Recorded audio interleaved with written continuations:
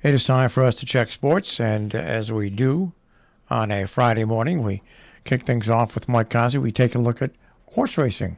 Good morning, Mike. Good morning. All right. Where do we start?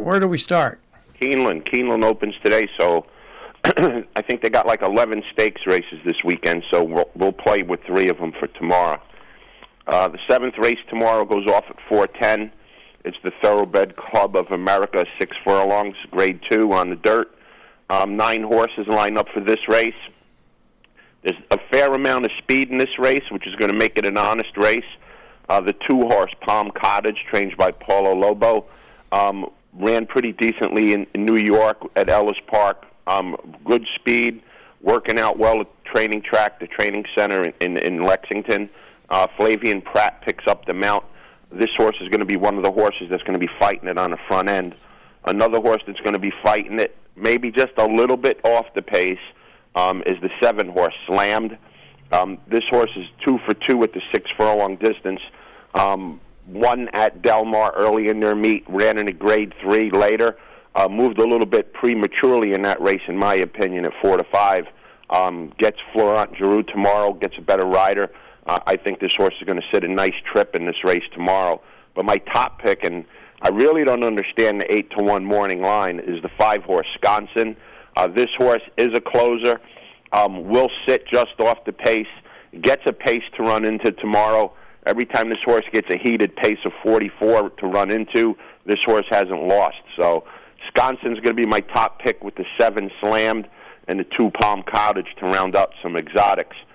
In the 9th race tomorrow, it's the Claiborne Breeders Futurity, grade 1. These are for 2-year-old colts. These horses' ambition is to run into the Kentucky Derby next year. Some of them do make it. 14 horses line up for this race tomorrow, so you're not only going to have to be good, you're going to have to be a little bit lucky and not run into trouble. A couple horses I'm looking at in here. One is the 2-horse Loggins, trained by Brad Cox. This horse is by Ghost Zapper out of a Blame mare. Should be able to run all day. Ran a 6 furlong sprint first time out in September, breaking his maiden at Churchill Downs. Won by 8 that day. This horse is really trained and well at Churchill coming into this race. This horse might be my top pick in the race. The 3-horse Honed. This horse won his maiden at Ellis Park in an off-the-turf race.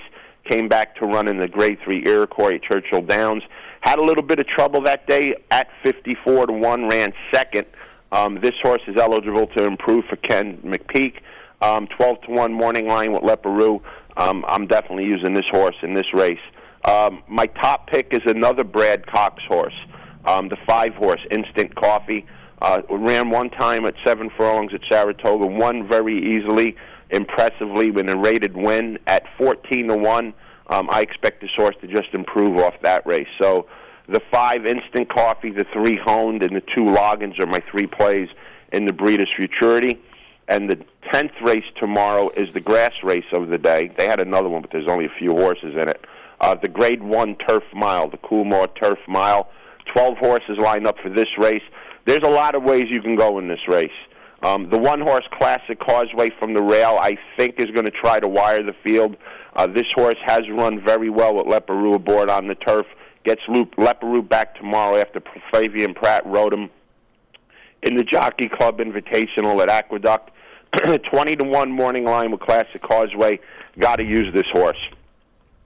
The 7-horse Santine, coming off a very nice win in the Arlington Million at Churchill Downs. Shortens up to a mile distance. This horse has run a mile distance and won at Keeneland. 7 to 2 morning line for Brendan Walsh. This horse is going to be tight for tomorrow. The 6-horse Ivar, 6 to 1 with Talamo aboard, has won at Keeneland at the distance. Ran in the Woodbine Mile about 3 weeks ago. Didn't get the best of trips that day, but did run second. The blinkers come off of this horse. I don't like when blinkers come off, but Lobo has won big races at Keeneland with this race. When this race used to be called the Shadwell Mile, I think this horse can run big tomorrow, 6 to 1 morning line. But my top pick is a little bit of a sneaky horse. It's the 9-horse Casa Creed. This horse has been running good in the U.S. last year. went over to Dubai to run this year in a couple of races there. Since this horse has come back for Billy Mott, this horse has been a tiger. This horse won the Jaipur sitting off the pace, ran into a tepid pace in the 4-star Dave going a mile up at Saratoga. This horse likes the mile distance, has hit it 9 out of 14 times, has hit the board. 5-1 morning line with Saez. I think this horse is going to trip out and run very well tomorrow. So my top pick's going to be Casa Creed with the 1 Classic Causeway, the 7 Santine, and the 6 Ivar underneath. It's Keeneland. The 10-cent supers pay big out there. It's the start of the meet. Don't be afraid to bet horses at Keeneland. You'll get some money back. All right. And the tournament for the World Series is starting today. Yeah, you can put it in the books right now. It's going to be Houston and the Dodgers. Yeah, and I think Houston's going to win. I think they're the best overall put-together team. They have the best pitching staff. They've got outstanding across-the-board hitting, and they've got a very, very, very good bullpen. I mean, you look at Houston, and you look at what they lost, and you look at these other teams they're playing, and these other teams are out there. They're hawking players all the time. They lost Morton, pitcher for the Braves. They lost Cole, pitcher for the Yankees. They lost their best center fielder playing for Toronto. They lost their shortstop playing for Minnesota, and they just keep on winning. Dusty Baker knows what he's doing in Houston. All they do is win, and they win with whoever they have, and they don't go in the free agent market to do it. I hope that Houston makes a shambles of the postseason. Yeah. This way, all these cheater people can start banging their drums again because they got nothing to bang about this time. But they'll complain if Houston wins. And the good thing for the the Dodgers, their manager's terrible. If anybody can screw up the Dodgers, it's not going to be the opponent they're playing. It's the manager they have in the dugout. Yeah, I agree with you. Houston should win going away. They shouldn't really be tested in any series, really. And it was beautiful watching the Mets choke last weekend. Oof. All the Met fans coming out of the closet, they ran back in the closet this weekend. All right. Like my first bet of the weekend won't be a bet this weekend. It'll be a bet Tuesday. I'm betting on whoever the Yankees play for first-round elimination. Okay. Well, the Yankees, it's a full series. They play a full series. I don't care if they play the best out of 13. The Yankees won't win. Okay. Right. Well, I don't know what this would be an interesting wager. I wonder if anybody will take it. Huh. Will the Yankees win more games than Cole gives up home runs? Okay. That is an interesting wager. You should put that up on one of the betting boards. Yeah, they won't take it. All right, Mike. Have yourself a good weekend. You too, guys. Take care. Mike Cosby with a look at the horse racing picks for the weekend. And as we continue with sports, it is the postseason. It breaks down like this. The wild card, Tampa Bay against Cleveland and Seattle against Toronto. The winners of those series, the winner of the Tampa Bay-Cleveland series goes up against the Yankees. The winner of the Seattle-Toronto series goes up against Houston. In the National League, Philadelphia takes on St. Louis in the wild card, and the Mets take on San Diego in the wild card. Moving on from that, the winner of the Philadelphia-St. Louis series takes on Atlanta, and the winner of the San Diego Mets series takes on the Dodgers. And then, at that point, you head to the World Series. NFL last night.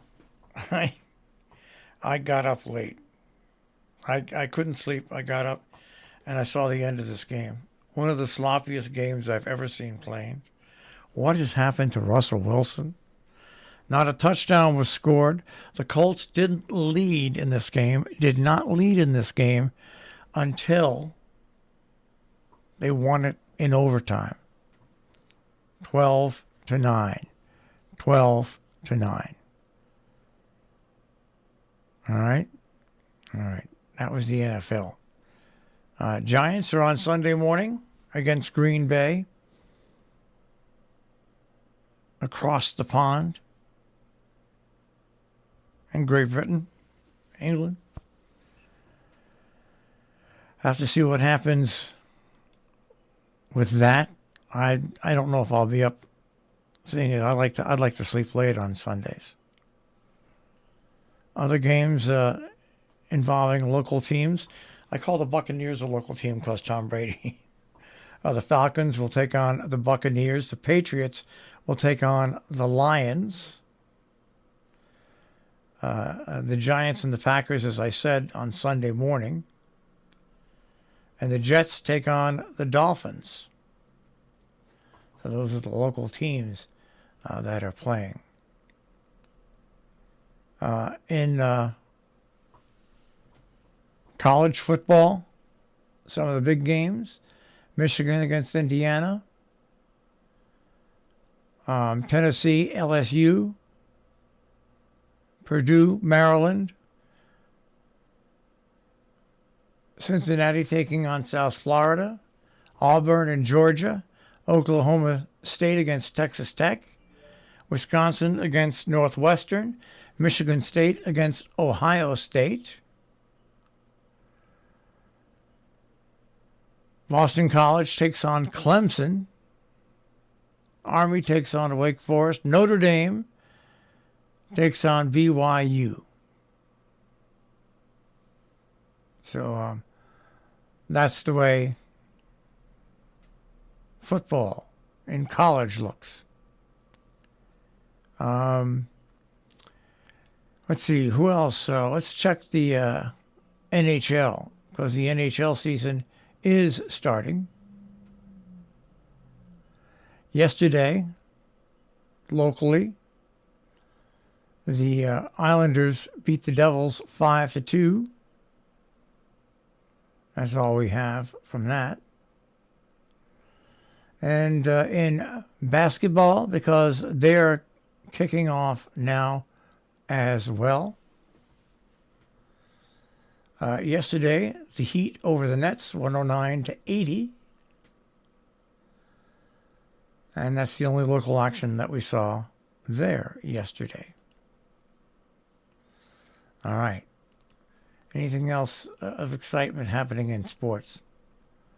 Not really. Not really.